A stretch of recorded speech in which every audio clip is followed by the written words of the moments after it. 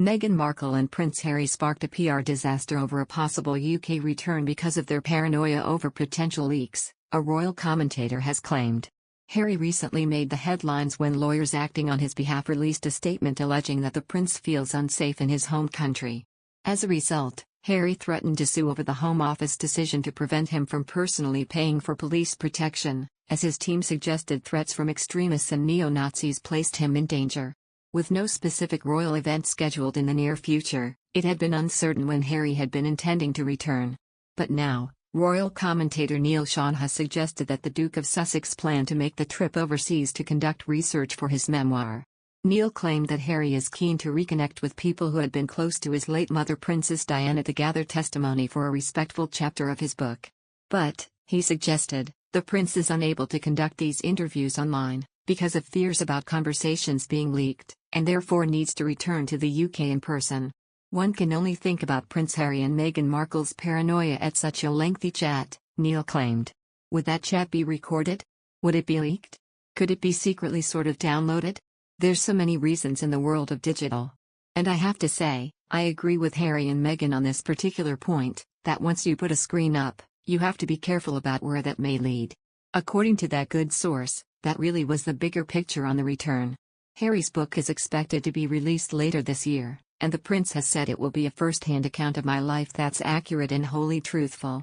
This has reportedly raised fears inside Buckingham Palace at what might be revealed, and royal fans have subsequently questioned Prince William for remaining silent over Harry's protection fears.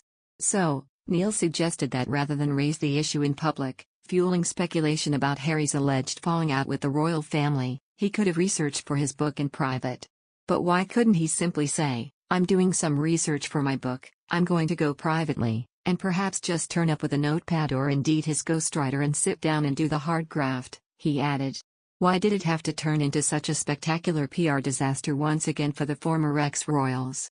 Another news, the Duke and Duchess of Sussex are hiring a team of producers through Spotify partner company for Archewell Audio.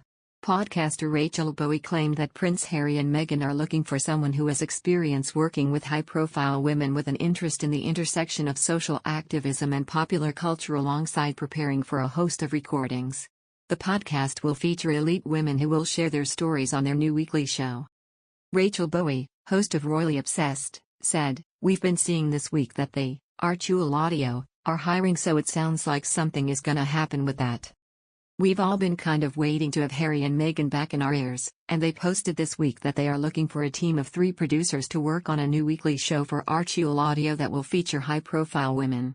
The responsibility is that they need to prep for the host for recordings, have experience working with high-profile talent with the interest in the intersection of social activism and popular culture." So first I was kind of ignoring that news. I was like, it's not gonna be that insightful, and I started thinking like, gosh. What is this show gonna be? What kind of guests they're gonna have? The job advertisement on the Spotify website that team producers will be hired by Gimlet Projects, a part of the Spotify family, for a remote full-time 6-month contract in LA. The post reads, Gimlet Projects, GP, is a new show development team that develops and launches new podcasts for Spotify. GP's projects often involve Spotify's high-profile collaborators. We're currently assembling a show team that will build and launch a new original show with Archewell featuring the voices of high-profile women. Gimlet Projects states that the senior producer will be involved in the making of the show, including development, research, and producing episodes. The producer should have previous experience in editorial judgment with a background in audio storytelling. The project expects the candidate to produce key interviews, shape narrative structure, organize tape, write scripts, work with the host to incorporate feedback, coordinate schedules and deadlines. Prince Harry and Meghan signed an £18 million deal with Spotify in December 2020. Their 35-minute first episode featured Sir Elton John and James Corden, who discussed how they dealt with the pandemic and their own hopes for the future. However, the duo didn't release any other episode after the first one. Royal expert expressed his concern over the lack of content and warned that Spotify would want their payment at one point. Royal editor Russell Myers said, "They want to try and work out where Harry and Meghan's future lies and whether it is to carry on with this juggernaut of signing themselves up to projects with these massive corporations that arguably will want their pound of flesh at the end of it."